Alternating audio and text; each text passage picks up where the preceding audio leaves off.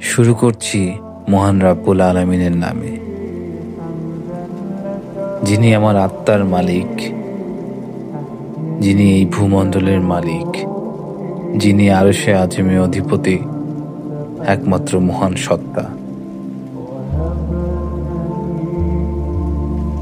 এই দীর্ঘ সময় পরে যখন পাপ করতে করতে ক্লান্ত হয়ে গিয়েছি, তখন তাকে মনের অজান্তেই খুঁজে বেড়াই।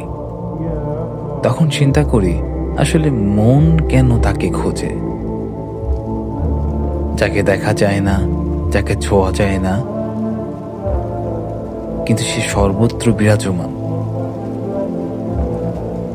আজ আপনাদের সামনে ইসলামের একজন শ্রেষ্ঠ দার্শনিক ইমাম গাজ্জালী রাদিয়াল্লাহুর একটি বইয়ের কিছু অংশ উপস্থাপন করতে যাচ্ছি।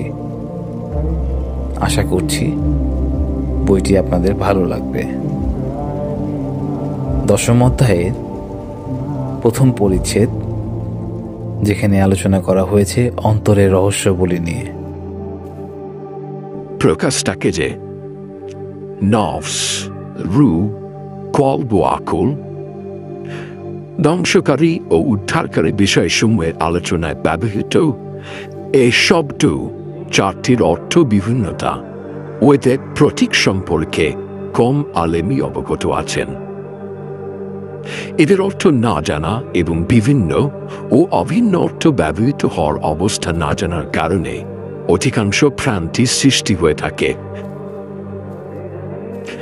তাই আমরা এইসব শব্দের সেই অর্থ বর্ণনা করব যার সাথে আমাদের উদ্দেশ্য সম্পর্কিত। প্রথম শব্দ কলব। এর মূলত দুটি অর্থ রয়েছে।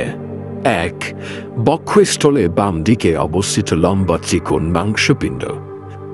এর মাঝখানে শূন্য গর্ভটা আছে, যাতে কালো রক্ত থাকে। এটাই রুহের উৎস ও আকর, কিন্তু এর আকার আকৃতি বর্ণনা করা আমাদের উদ্দেশ্য নয়। এটা ডাক্তারদের কাজ। এ ধরনের কল তথা হৃদয় চতুষ্পদ জন্তু এমনকি মৃতদের মধ্যেও থাকে। কলবের দ্বিতীয় অর্থ একটি আধ্যাত্মিক লতিফা, যাকে আমরা বলতে পারি সূক্ষ্ম বিষয়। উপরোক্ত শারীরিক কলবের সাথে এই লতিফার সম্পর্ক আছে। এই লতিফাটি মানুষের শুরু, বোধশক্তির আওতাভুক্ত, আলেম, সম্ভরিত ও তিরস্কৃত। হিসাব নিকাশের সম্পর্ক এর সাথে, শারীরিক কলবের সাথে এই লতিফার সম্পর্ক, তা অনুধাবন করতে অধিকাংশ মানুষের জ্ঞান বুদ্ধি খোল পা খেয়ে যায়। কেননা শারীরিক কলবের সাথে সম্পর্ক গুণের সাথে গুণাবলীর সম্পর্কের মতো, অথবা যন্ত্রপাতির সাথে কারিগরের সম্পর্কের মতো, অথবা গৃহের সাথে গৃহবাসীর সম্পর্কের মতো। আমরা দু কারণে লতিফার স্বরূপ বর্ণনা করছি না। প্রথমত, এই বিষয়টি উলুমে মাকশাফা তথা অদৃশ্য রহস্যাবলীর সাথে সম্পর্কযুক্ত, যা আমাদের এই গ্রন্থে আলোচ্য বিষয় নয়। দ্বিতীয়, এ সম্পর্কিত তথ্যানুসন্ধান রুহের ভেদ ফাঁস হয়ে যাওয়ার উপরে নির্ভরশীল। অথচ এ ভেদ সম্পর্কে রাসূল করিম সাল্লাল্লাহু আলাইহি সাল্লাম কিছুই বলেননি। সুতরাং অন্যদেরও এ সম্পর্কে মুখ খোলা অনুচিত। এই গ্রন্থে আমরা কেবল এ লতিফার গুণাবলী ও অবস্থা বর্ণনা করব, কেননা এলমে মুআমালা এর উপরই ভিত্তিশীল। এতে স্বরূপ বর্ণনা করার কোনো প্রয়োজন নেই। দ্বিতীয় শব্দে রুহেরও দুটি অর্থ। প্রথম, রুহ একটি সূক্ষ্ম দেহ, যার উৎস শারীরিক কলবে শূন্য গর্ভে। এই শূন্য গর্ভে থাকে একটি রক্তবাহী ধমনী। এই রক্তবাহী ধমনীর মাধ্যমে দেহের অঙ্গ প্রত্যঙ্গে ছড়িয়ে পড়ে। দেহে এই রুহে ছড়িয়ে পড়া এবং অঙ্গ প্রত্যঙ্গকে জীবন ও পঞ্চেন্দ্রিয় দান করা এমন। যেমন কোন রুহে একটি প্রদীপ রেখে দেওয়া হলে তার আলো চতুর্দিকে ছড়িয়ে পড়ে এবং যেখানে সে আলো পৌঁছে সেই স্থানে উজালা হয়ে যায়। সুতরাং রূপ প্রদীপ সাদৃশ্য এবং জীবনের আলো সাদৃশ্য। রুহের অর্থ হচ্ছে চিকিৎসক বিদগণের পরিভাষায় এর অর্থ বর্ণনা করা আমাদের লক্ষ্য নয়। রুহের দ্বিতীয় অর্থ, রুহ মানুষের মধ্যে একটি বোধ শক্তি সম্পূর্ণ লতিফা। কলবের দ্বিতীয় অর্থে আমরা যে ব্যাখ্যা পেশ করছি, এখানে সেই ব্যাখ্যাই উদ্দেশ্য।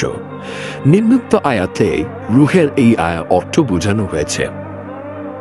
বলে দিন, রুহ আমার পালনকর্তার আদেশের অন্তর্ভুক্ত। রুহের এই দ্বিতীয় অর্থ গ্রন্থে আমাদের আলোচ্য বিষয়। দ্বিতীয় শব্দ হচ্ছে নফস। এটি একাধিক অর্থে অভিন্ন রূপে ব্যবহৃত হয়। তার মধ্যে দুটি অর্থ আমাদের উদ্দেশ্যে অনুকূলে। প্রথম, মানুষের নফস এমন একটি বস্তু যা ক্রোধ শক্তি ও কাম শক্তির অন্তর্ভুক্ত করে। সুফিগণের মধ্যে এর অর্থ অধিক প্রচলিত। তাদের মতে নফসের মধ্যেই মানুষের নিন্দনীয় গুণাবলী একত্রিত আছে। এ কারণে তারা বলেন, নফসের বিরুদ্ধে সাধনা করা এবং নফসকে ভেঙে চুরমার করে দেওয়া উচিত। হাদিসে এই নফস সম্পর্কিত বলা আছে, সর্বাপেক্ষা বড় শত্রু হচ্ছে তোমার নফস, যা তোমার পার্শ্বে রয়েছে। নফসের দ্বিতীয় অর্থ, নফস একটি খোদাই লতিফা, যা অবস্থাভেদে বিভিন্ন গুণে গুণান্বিত হয়। বাস্তবে এটাই মানুষ যখন কামনা প্রতিরোধ করে, তখন এই নফসের চাঞ্চল্যতা দূর হয়ে যায় এবং আনুগত্যের প্রতিষ্ঠা লাভ করে।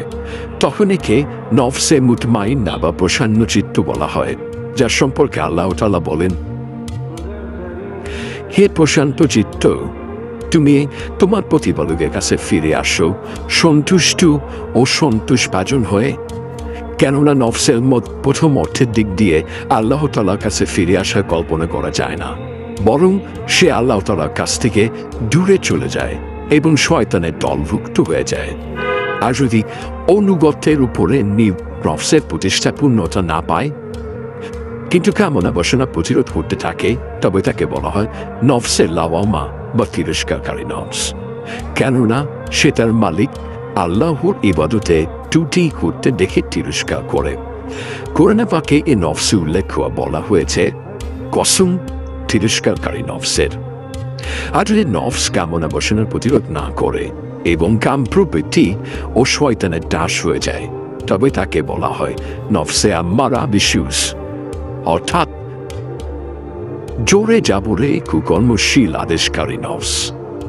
আল্লাহ তাআলা হযরত ইউসুফ আলাইহিস সালাম এবং আজিজে মিশরের প্রত্যেক ঘটনা প্রসঙ্গে বলেন, আমি আমার নফসকে নির্দোষ বলি না, কেননা নফস জোরে সোরে কুকর্মের আদেশ করে।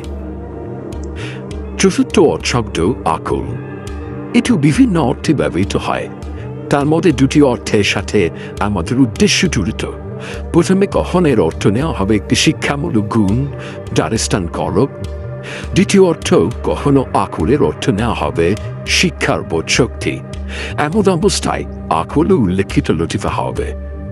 সুতরাং আকল বলে কখনো শিক্ষামূল ও কখনো শিক্ষাগুণের পাত্র বোঝানো হয়। নিম্নোক্ত হাদিসে দ্বিতীয় অর্থ বোঝানো হয়েছে।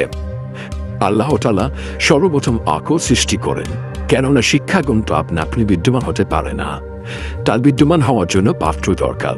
সুতরাং এই পাত্র তার পূর্বে অথবা তার সাথে সৃষ্ট হওয়া জরুরি, নতুবা তাকে সম্বোধন করা হবে না।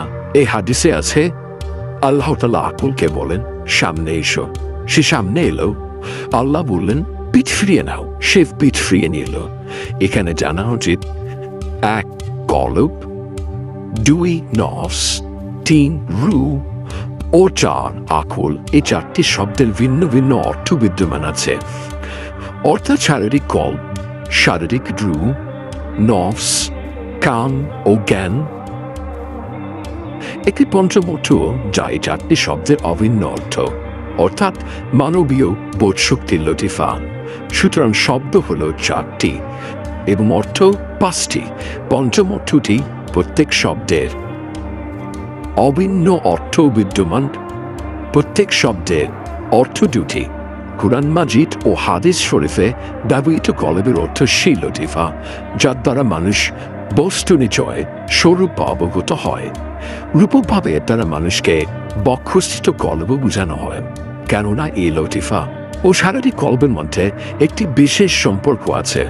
শারীরিক কল্পে মধ্যস্থতায় এই কল্পে মান সকল অঙ্গ প্রত্যঙ্গ কাজে নিয়োজিত করে। শারীরিক কল্প যেন এই লতিফার পাত্র ও বাহন। এই কারণে সহল টোস্টরি বলেন কল্প হচ্ছে আরস এবং বক্ষ হচ্ছে কুর্সি, অর্থাৎ শারীরিক কল্প ও বক্ষ হচ্ছে লতিফার রাজধানী, যেখানে লতিফার কার্যক্রম শুরু হয়।